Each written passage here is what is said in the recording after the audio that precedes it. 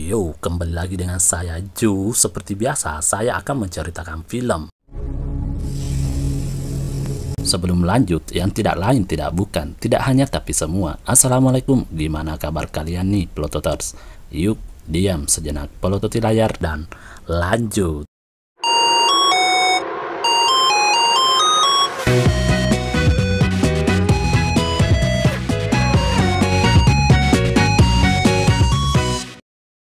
Sebelum kita memasuki ceritanya, kita diingatkan kembali ke 6 tahun yang lalu pada film Terrifier yang pertama. Terlihat pada waktu itu, si badut melahap wajah korbannya, sampai datang pihak yang bertugas mengancamnya. Si badut yang tak ingin dipenjara langsung menembak tenggorokannya sendiri di depan para petugas.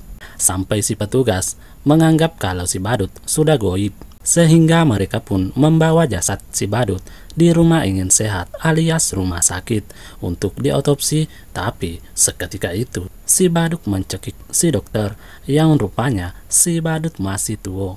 Wili-wili membuat bisa kembali melakukan aksi bejatnya, dan film pun dimulai. Terlihat kejadian yang berlangsung dari film sebelumnya, di mana si dokter menjadi bulan-bulanan si badut. Ketika si dokter berusaha meminta bantuan, dia pun tidak bisa mengeluarkan suara, because pita suaranya sudah diamburadul. Sedang si badut begitu santinya bercermin melihat bekas tembakannya yang dia lakukan sendiri, seakan tak pernah ditembak. Lanjut, si badut menuliskan kata seni dengan tinta merah darahnya sendiri. Seketika itu, Are you still with me? Decent paramedics are on their way.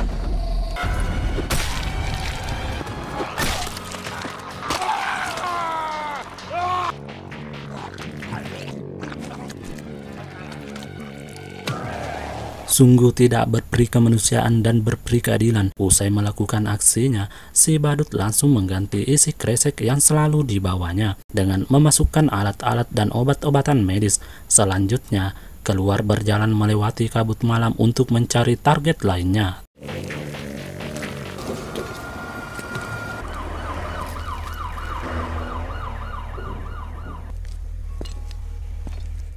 Detik berganti, si badut yang tampak seperti pemulung singgah di laundry untuk membersihkan pakaiannya.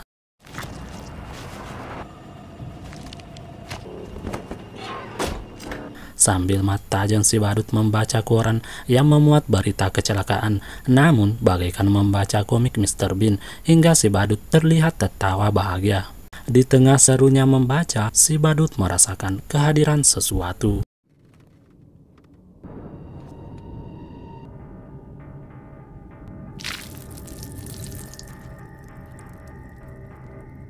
Benar sekali, si badut melihat bocil yang tersenyum ke arahnya sambil mencret.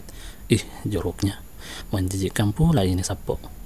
Kemudian bocil menghampiri si badut sambil meraba-raba mata si badut yang sudah tidak ada, membuat badut merasa senang memiliki teman. Saat orang lain melihat membuatnya tercengang, because si badut terlihat main sendiri sambil tersenyum, sehingga memuat fakta bahwa si bocil merupakan makhluk tak kesat mata yang menjadi teman hayalan si badut. Detik berganti, terlihat pakaian si badut sudah bersih, kemudian melanjutkan perjalanan. Wah, didau! Ternyata orang itu pun tak luput dari kesadisan si badut. Film pun baru dimainkan. Terlihat seorang gadis yang bernama Sienna, kita panggil saja dia Si, yang lagi membuat busana untuk acara Halloween.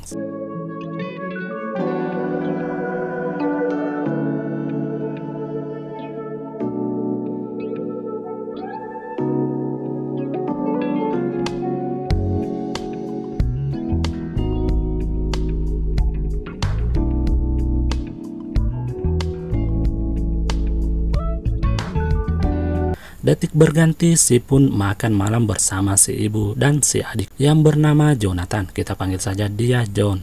Sambil ngobrol, si adik berencana memakai kostum si badut di acara Halloween nanti. Sontak membuat si marah Sehingga John berkata bahwa kostum si badut itu sangat cocok untuk acara Halloween, because si badut juga sudah tidak pernah terdengar lagi dalam setahun. Walau si dan ibu melarang John, tetap Melo memakai kostum si badut.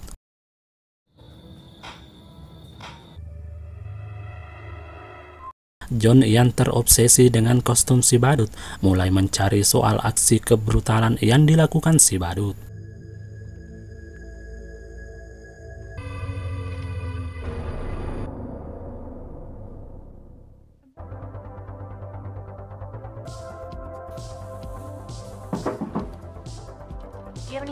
Saat si fokus kerja, tiba-tiba si John datang meminta lem Fox untuk ngelem topi si badut yang akan dipakai, sehingga membuat si kesel sendiri dan masa bodoh, lalu membiarkan si John melakukan apa yang dia inginkan.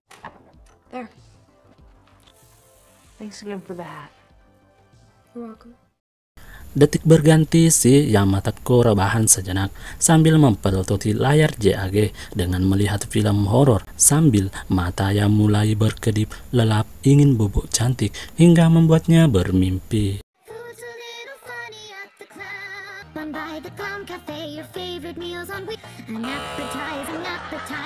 Di mana dalam mimpi si berada dalam permainan anak-anak yang dihuni oleh orang-orang dewasa yang sudah mengerti cinta. Dalam tempat itu, si pun kebingungan melihat tingkah mereka yang ternyata semua orang di sana mengidolakan sosok si badut.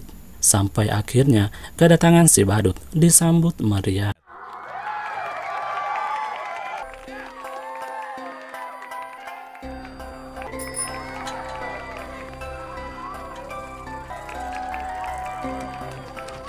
Sungguh mencengangkan, semua orang sangat senang dengan kehadiran si badut. Lanjut si badut memberikan hadiah ke masing-masing anak yang sudah berbulu itu.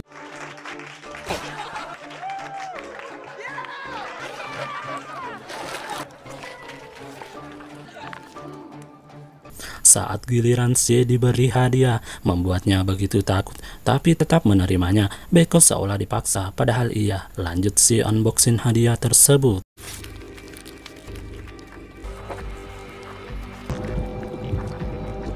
Ternyata isinya sangat mencengangkan. Lanjut si badut mengambil hadiah yang akan diberikan kepada semua orang seketika itu.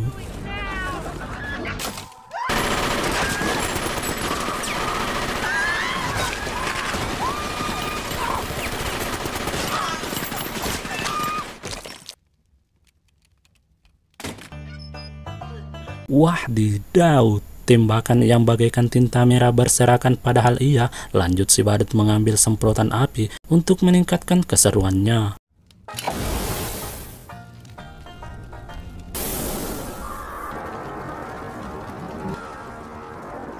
Di tengah mimpi yang sudah begitu buruk, si pun mencari alat sebagai senjata seketika itu.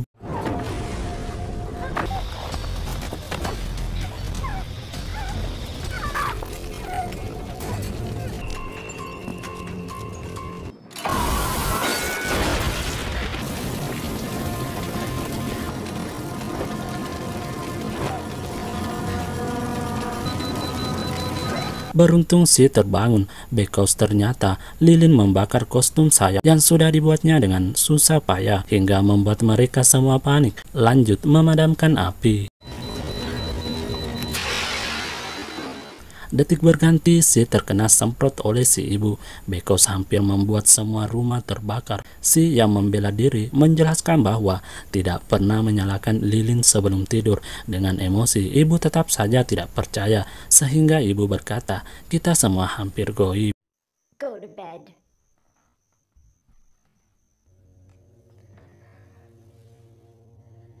Kembali ke kamar, melihat kostum sayap dibuatnya ludes terbakar api, membuat si sedih. Namun, yang mencengangkan adalah pedang yang tadinya terbakar masih utuh dan malah makin matching. Detik berganti, si menghampiri ibunya, minta izin dipinjamkan mobil. Walaupun ibu masih jengkel, tapi kasihan sehingga mengizinkan si.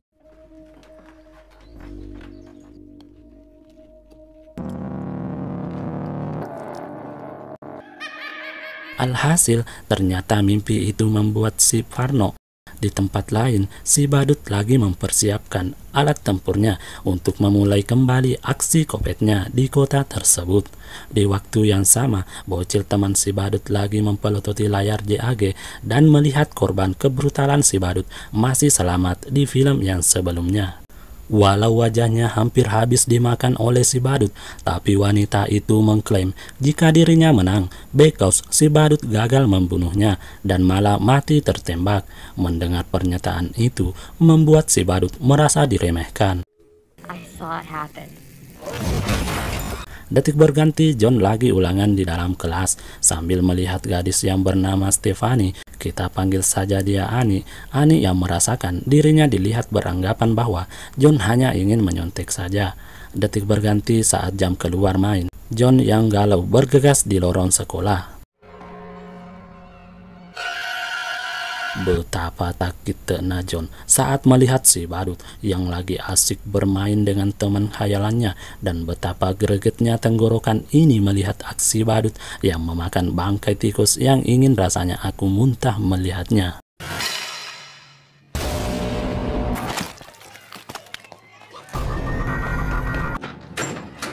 Apakah yang dilihat John itu nyata? Entahlah. Detik berganti kembali ke Si yang berada di halaman sekolah bersama temannya. Sambil makan siang, dia pun mengobrol tentang busana Halloween yang akan mereka pakai.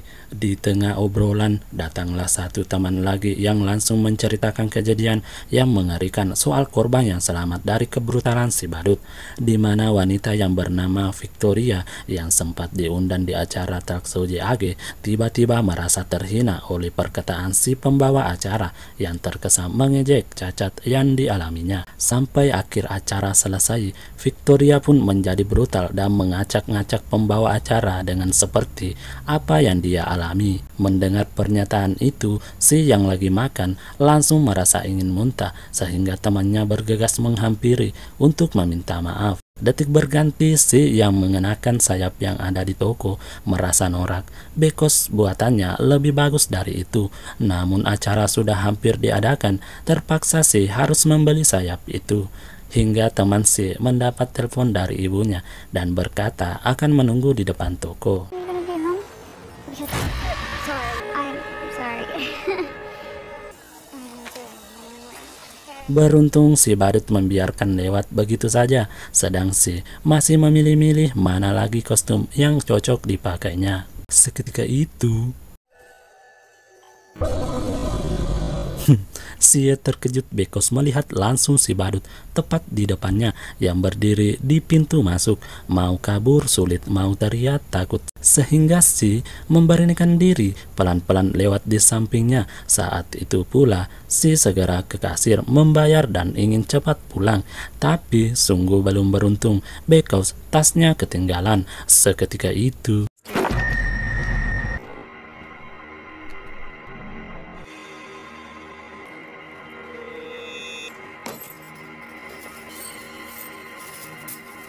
di tengah kepanikan, si berusaha untuk membayar secepatnya. Namun setelah membayar, si kasir menyuruh si untuk menunggu because kasir ingin mengambil dulu kantongan Alfamart.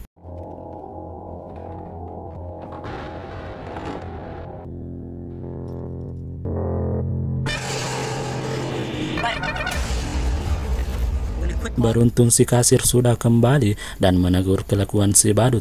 Dengan hati yang dumba-dumba, si pun langsung bergegas pergi. Kembali ke si badut yang tak terima dengan perkataan si kasir, langsung mengunci pintu dan membawa kresek sampahnya lalu mengeluarkan alat tempurnya.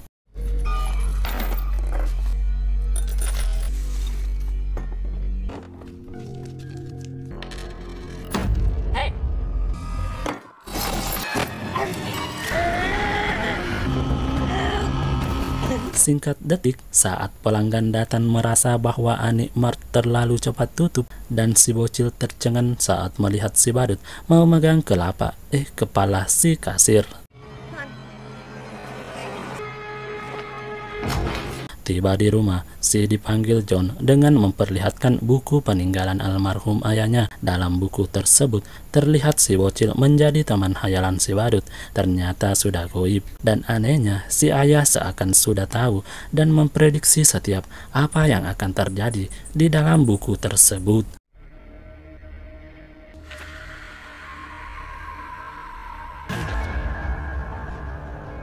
Begitupun dengan kostum yang akan dipakai si pada acara Halloween nanti. Di tengah kebingungan, si ibu tiba-tiba datang mengatakan bahwa John membawa bangkai tikus ke sekolah. John yang langsung menanggapi bahwa itu tidak benar, akan tetapi si ibu tetap tidak mempercayainya. Sedang teman si yang bernama Lee dihampiri oleh si badut di rumahnya, di mana si badut sudah mengetahui rumah Lee yang bertingkah seolah ingin meminta permen, tapi Lee menolak because si badut terlihat bukan lagi bocil. Namun si badut memaksa dan akan pergi setelah Lee memberinya permen.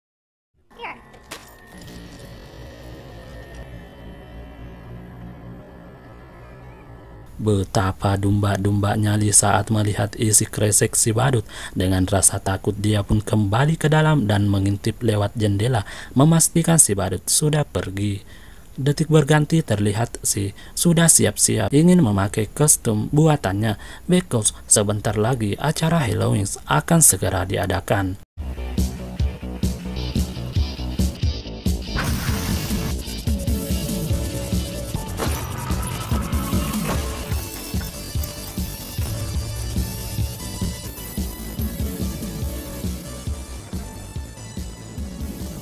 Dengan kostum yang dipakainya, si pun tampak begitu wow untuk memeriahkan malam Halloween. Di sini si ibu dibuat tercengang melihat penampilan si saat si meminta izin untuk ikut acara Halloween. Selain kagum, ibunya juga tidak rela fasilitas anaknya akan terlihat secara cuma-cuma. Si berkata, di negara agama di zaman sekarang yang terbuka itu sudah biasa. Sehingga ibu berkata, jika kebiasaan buruk dibiasakan, maka buruk pula lah hasilnya. Apalagi mengumbar-umbar aurat. Haram nak, haram. Namun, si ibu kelihatan bahagia dan terlanjur basah dengan pakaian itu. Si ibu pun membiarkannya pergi. Detik berganti, Lee juga bersiap-siap ke acara Halloween. Saat itu, Lee dibuat kaget saat mendengar suara pecah di dapur.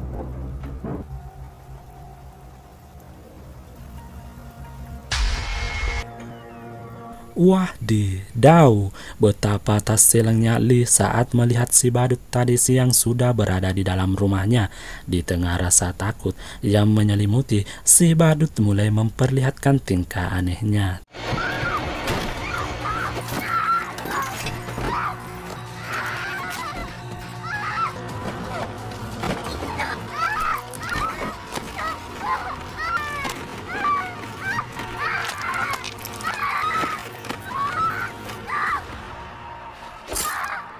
Sungguh ini membuat sistem tenggorokanku merasa tak tahan melihat ini, disertai hati yang domba-domba alias menegangkan. Sungguh ini film kopet yang paling sadis tahun ini saya lihat, yaitu tahun 2022.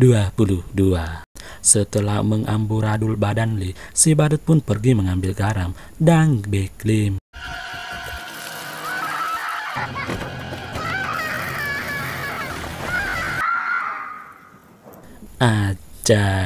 Dalam keadaan lemah tak berdaya, bercucuran tinta merah, Lee masih dianiaya. Sungguh kesenangan di atas penderitaan orang lain.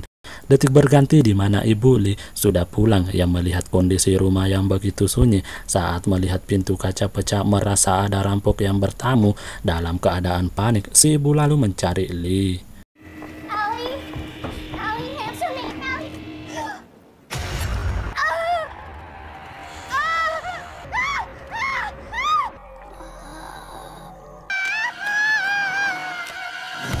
Wadidaw, si ibu begitu panik disertai rasa tegang, tak bisa berkata-kata, hanya bisa bilang, "Hah?" Melihat anaknya diacak-acak oleh si badut, di mana Lee masih hidup merasakan kepedihan dalam dan luar tubuhnya, walau pada akhirnya Lee goib juga.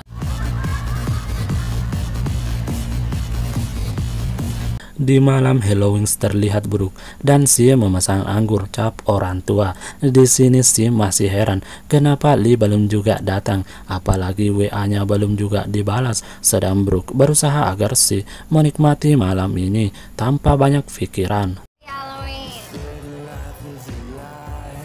Saat minum cap orang tua, tiba-tiba pacar Brooke datang yang sudah antusias ingin melahap lahan Brooke. Namun sebelumnya, Brooke meminta untuk difoto sebelum dicangkul sebentar pagi. Detik berganti di mana di rumah Lee berdatangan bocil untuk meminta permen. Si badut dengan santuinya menjadikan kepala ibu sebagai wadah permen yang diberikan kepada si bocil-bocil tersebut. Namun si bocil menganggap itu hanya kepala mainan, padahal iya. Setelah mengambil permen, para bocil pun bergegas pergi tanpa melihat keanehan. Detik berganti terlihat John lagi galau because si ibu melarangnya untuk mengikuti acara Halloween, sehingga si ibu meminta maaf dan mau John jujur atas apa yang diperbuatnya di sekolah. Namun John yang merasa tidak melakukan itu tetap bertahan dengan pendiriannya jika kejadian di sekolah merupakan perbuatan si badut. Untuk membuktikannya, John pun memperlihatkan si badut dalam buku catatan si ayah. Namun seketika itu si ibu begitu marah saat melihat buku itu because si ibu menganggap suaminya dari dulu sudah gila dengan segala macam khayalannya. Melihat buku ayahnya dirobek, John pun merasa tak terima sehingga si ibu melayangkan tangan di pipi John yang membuat John kabur dari rumah. Usai kejadian itu, si ibu terlihat menyesal dan meminum cap orang tua. Di waktu yang sama, si ibu mendengar suara di garasi.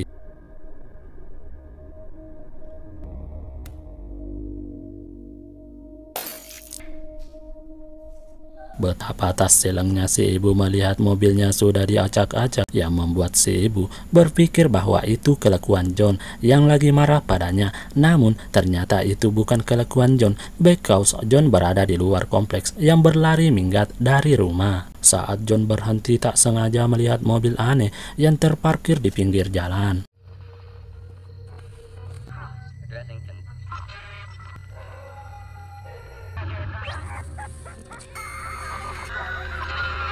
Detik berganti terlihat Si yang sudah teler mendapat telepon dari si ibu yang sudah macai. Ternyata benar, si ibu mengira John yang sudah mengacak-ngacak mobil cicilannya. Si yang mendengar itu berusaha menenangkan ibu dengan mengatakan bisa jadi itu perbuatan tetangga yang lagi merayakan Halloween. Walau dengan begitu, si ibu sudah kelewat macai dan kesal sehingga akan menghukum John saat pulang nanti. Dengan emosi yang memuncak, si ibu pun berusaha membersihkan mobil mulai dari pintu kaca. Seketika itu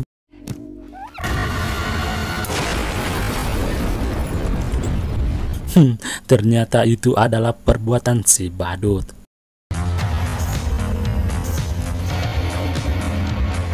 Di tengah goyangan teler, Si tiba-tiba melihat si badut bocil. Merasa halu, dia pun memberitahukan kepada temannya yang lagi fokus bersantui. Namun saat kembali melihatnya, si badut bocil pun menghilang. Lantas Brooke mengajak Si ke WC untuk pekan jagi papinat dina. John yang ketakutan sehingga kembali ke rumah lalu mencari keberadaan ibunya. Tapi ternyata John dibuat kaget saat mempelototi ibunya duduk di meja makan dengan wajah teracak yang berlumuran tinta merah. Ketegangan pun terjadi saat si badut muncul dengan wajah santuinya.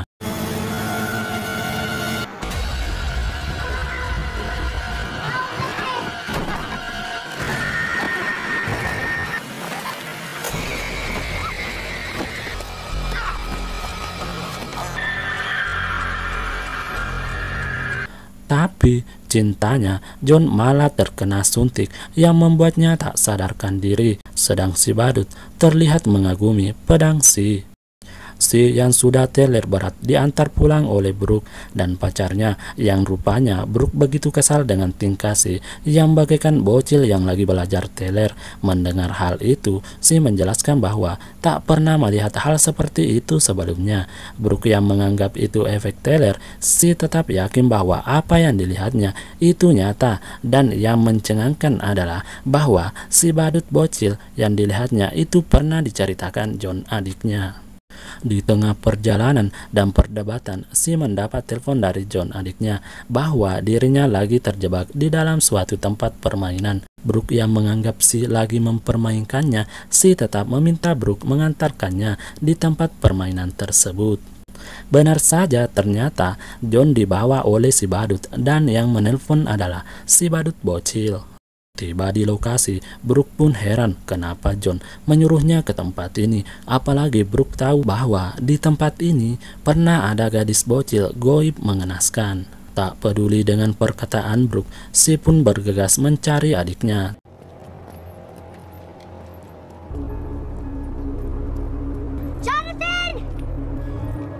Brooke yang sudah lama berteman dengan si menjelaskan tragedi yang menimpa ayahnya, di mana ayah si mengidap tumor yang membuatnya jadi stres, dan saat menjelang akhir hayatnya, ayah si tiba-tiba menjadi kasar, mabuk dan masuk ke dalam mobil yang entah apa penyebabnya mobil tiba-tiba terbakar dengan si ayah yang terjebak di dalamnya.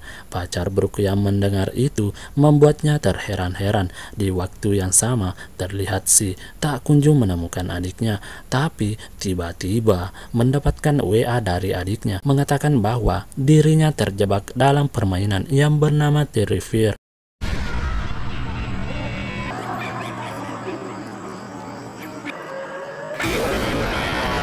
Betapa tak silangnya sih, walau dia tahu bahwa tempat tersebut merupakan tempat permainan rumah setan atau hantu, sedang pacar Brooke yang lagi menikmati keluarnya air dari anunya seketika itu.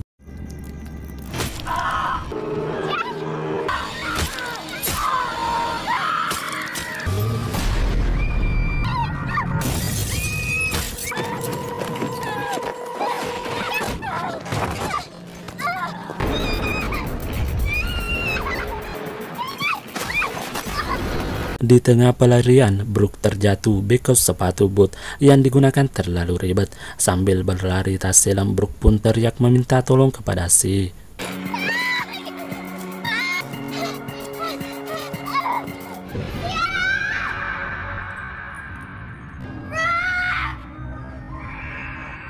Si yang mendengar temannya langsung bergegas menghampirinya. Namun sayangnya pelarian Brooke sudah loyo walau si badut hanya berjalan mengejarnya, di mana Brooke terjebak dalam toilet umum yang menyeramkan. Si badut membuat Brooke ketar-ketir ketakutan, di mana si badut menyiramkan air keras yang diambilnya di rumah ingin sehat alias rumah sakit.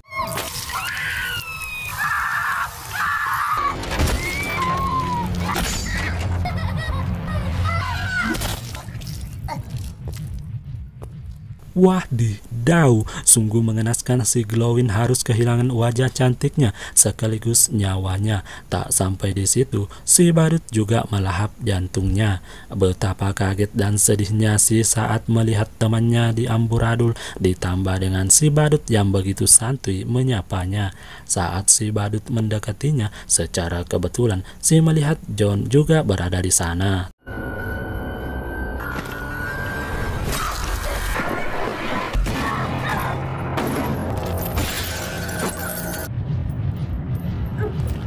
Usai membuat si tak sadarkan diri, si badut pun langsung mengejar John.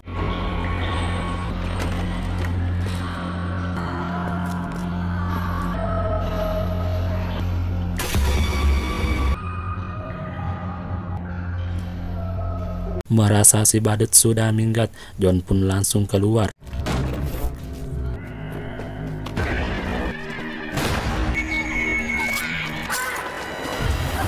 Dengan cerdiknya, ternyata si badut menunggu di luar sambil menghajar John. Si badut juga mengejek John bagaikan bocil yang ingin menaikkan emosi lalu berkelahi. Sedang si Yan sudah sadarkan diri mengambil alat tempur buatan si badut yang ditinggalkannya. Saat si badut terus-menerus mengejek John, muncullah si memukulnya dari belakang.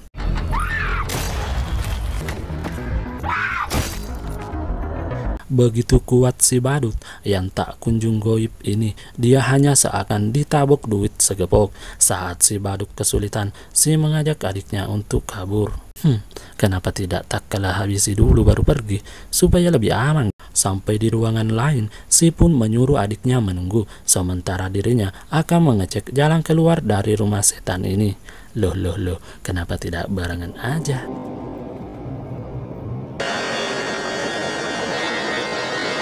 Wadidaw, si badut kini bangkit kembali dan menemukan si John. Mendengar adiknya dalam bahaya, si pun langsung bergegas kembali.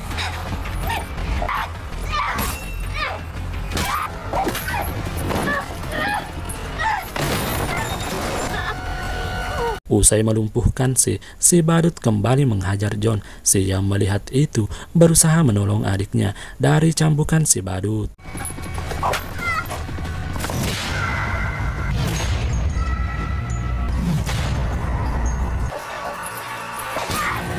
Berpikir daripada si sakit begitu saja terkena cambukan, mending si menangkap cambukan yang rasa sakitnya sama tapi bisa menghentikannya. Dan si pun kembali bangkit dan mencambuk kembali si badut. Mencengangkan sekali, si berhasil membuat si badut lemah tak berdaya. Tapi seketika itu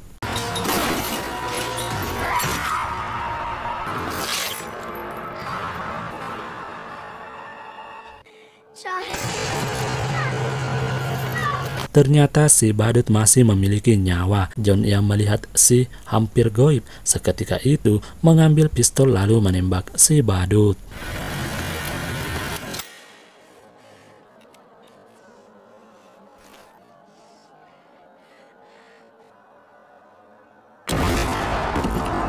Singkat detik, si pun mulai sadarkan diri dan panik saat tak melihat adiknya, sehingga kembali si mencarinya. Saat si menemukan adiknya, terlihat John tergeletak di hadapan si badut.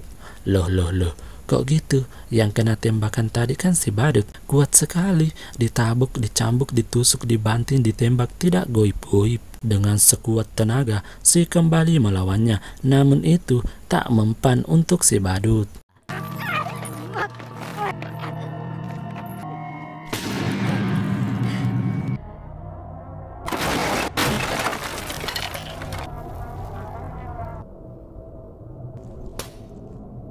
Detik berganti, si badut kembali menghampiri John, di mana si badut merasa kalau John sudah goib, sehingga berinisiatif untuk memakan daging John.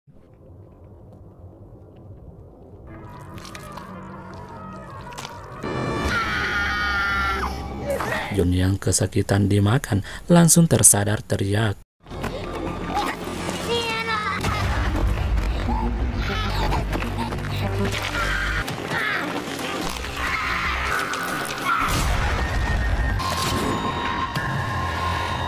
Si kembali menusuk si badut dengan pedang saktinya, dan yang mencengangkan adalah si badut merasa sakit saat pedang itu mengenai badannya.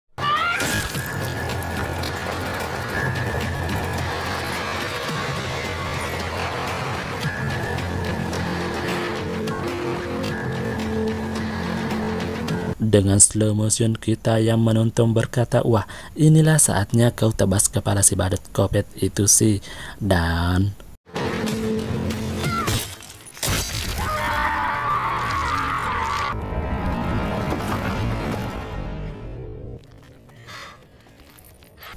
kita semua dibuat lega dan senang yang akhirnya kepala si badut terpenggal dengan pedang. Si yang mencengangkan lagi adalah saat si badut ingin ditebas, kok masih aja tersenyum. Ada apa gerangan? Setelah si badut goib dan benar-benar goib, seketika itu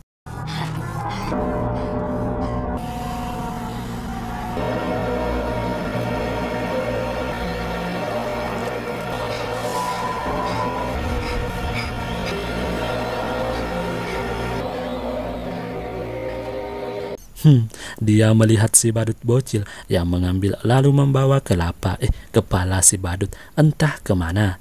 Dan cerita pun sudah berakhir. Tapi tunggu dulu, detik berganti dengan memperlihatkan sebuah rumah sakit jiwa tempat Victoria dirawat, yang terlihat Victoria ngidam dan mual-mual gak jelas. Hingga suster yang mendengar itu menghampirinya dan